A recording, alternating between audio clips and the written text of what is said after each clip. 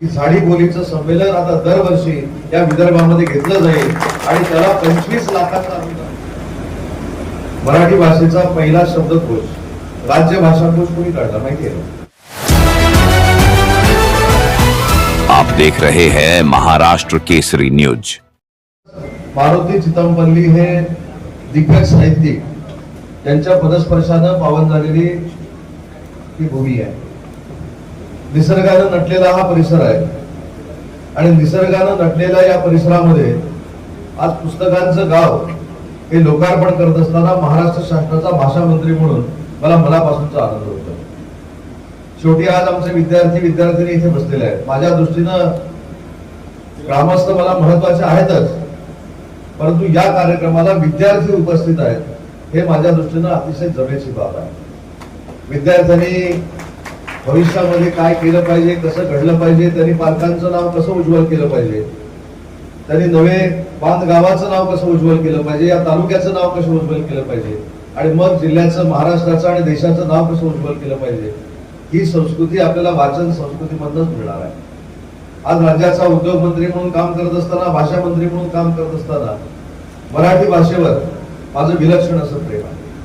मराठी भाषेचं हे पुस्तकाचं दालन प्रत्येक जिल्ह्यामध्ये व्हावं ही प्रामाणिकपणाची माझी भावना असते आणि म्हणून भविष्याच्या कालावधीमध्ये आपल्या लक्षात येईल की या विदर्भाच्या प्रत्येक जिल्ह्यामध्ये कवितांचं गाव आणि पुस्तकांचं गाव हे साकारलेलं आपल्याला दिसेल आणि त्याच्यातनं वाचन संस्कृती वाढीला लागलेलं आपल्याला दिसेल आणि त्याच्यातनं माझी विद्यार्थी बांधव आणि भगिनी हे देखील संस्कारित दृष्ट्या आपल्या गावाचं नाव, आपल्या तालुक्याचं नाव हे भारताच्या नकाशावर उज्ज्वल करण्यासाठी तयार राहतील, एवढी ताकद या वाचनामध्ये आहे. पडवळ साहेब, तुम्ही मला सांगितलं की झाडी बोलीचं संमेलन आपण घेतलं पाहिजे. तुम्ही ज्येष्ठ आहात. परशुरामजी आणि मी परवा जेव्हा गडचिरोलीमध्ये एकत्र होतो तेव्हा याचे मी सुतोवाच केले. मी आज या कार्यक्रमाच्या निमित्ताने या ठिकाणी जाहीर करतो की झाडी बोलीचं संमेलन आता दरवर्षी या विदर्भामध्ये घेतलं जाईल आणि त्याला 25 लाखाचं अनुदान हे महाराष्ट्र शासनाकडून दिलं जाईल. शेवटी मराठी भाषा ही मोठी करत असताना मराठी भाषेच्या अंतर्गत असलेल्या म्हणजे मराठी भाषेच्या छत्रीखाली असलेल्या बोलीभाषा देखील त्या अतिशय ताकदीनं उभ्या राहिल्या पाहिजेत, त्या टिकल्या पाहिजेत आणि पुढच्या पिढीला देखील बोलीभाषा कळल्या पाहिजेत. त्यासाठी प्रामाणिकपणाचा प्रयत्न आपण सगळे करतो. मी ज्यावेळी मराठी भाषेचा मंत्री म्हणून मराठी भाषा अभिजात झाल्यानंतर दिल्लीमध्ये अभिजात भाषा झालेल्याचा GR आणण्यासाठी गेलो होतो, तर मी तिथल्या मंत्री महोदयांना विचारलं की मराठी भाषा ही माननीय नरेंद्र मोदी साहेबांनी अभिजात केली, पण ही अभिजात करत असताना आपण कोणता निकष लावला? मला विद्यार्थ्यांसाठी एक महत्वाची गोष्ट सांगायची आहे. त्यावेळी मला सांस्कृतिक मंत्र्यांनी केंद्राच्या सांगितलं की या महाराष्ट्र राज्याच्या मराठी भाषेला जी ग्रंथ संपदा लाभलेली आहे त्याच्यामुळेच ही आपली मराठी भाषा अभिजात होऊ शकली.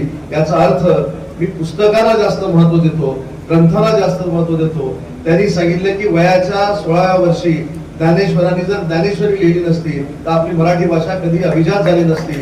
याचा अर्थ मराठी भाषा 750 वर्षापूर्वीच ज्ञानेश्वरांनी अभिजात करून ठेवलेली आहे, छत्रपती शिवाजी महाराजांनी अभिजात करून ठेवलेली आहे, तुकाराम महाराजांनी अभिजात केलेली आहे, संभाजी महाराजांनी देखील अभिजात केलेली आहे. त्याच्यामुळे हा अभ्यास सगळ्या विद्यार्थ्यांनी केला पाहिजे. आपल्याला आठवत असेल अनेक शिक्षक इथं आहेत. मराठी भाषेचा पहिला शब्दकोश कोणी काढला माहितीये का विद्यार्थ्यांना? मराठी भाषेचा पहिला शब्दकोश राज्य भाषाकोश कोणी काढला माहितीये का?